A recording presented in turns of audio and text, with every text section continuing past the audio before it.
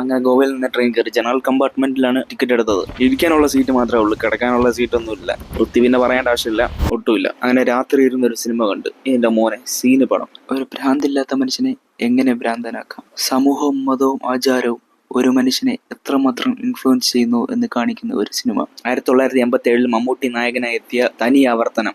കണ്ടിട്ടില്ലാത്തവരുണ്ടെങ്കിൽ കണ്ടു നോക്കുക. രാവിലെ ആയപ്പോഴാണ് കുറച്ച് കിടക്കാനുള്ള സീറ്റ് കിട്ടിയത്. അങ്ങനെ രാവിലെ കയറി കിടന്നുറങ്ങി.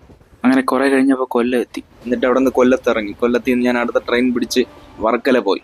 വർക്കല എത്തി. വർക്കലയിൽ നിന്ന് നേരെ ഞാൻ ചെച്ചൂസ് റിസോർട്ടിൽ പോയി. ഒന്ന് ഫ്രഷ് ആവാൻ ഇറങ്ങിയാണ്. പോയപ്പോൾ തന്നെ വെൽക്കം ഡ്രിങ്ക് തന്നു. പിന്നെ അവിടെ നിന്ന് ഫ്രഷായി ഇറങ്ങി. ഇവിടുത്തെ ആംബിയൻസും ഇവിടുത്തെ സ്റ്റാഫും എല്ലാം കൊള്ളാം. നല്ല അടിപൊളി റിസോർട്ടാണ്. വർക്കലയിൽ വരുന്നവർക്ക് ഇവിടെ സ്റ്റേ ചെയ്യാം.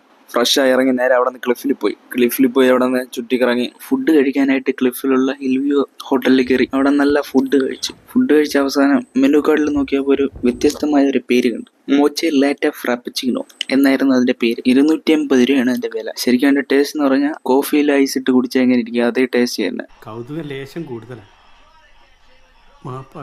വർക്കലയിൽ കുറച്ചു നേരം സ്പെൻഡ് ചെയ്തിട്ട് നേരെ വീട്ടിൽ പോയി.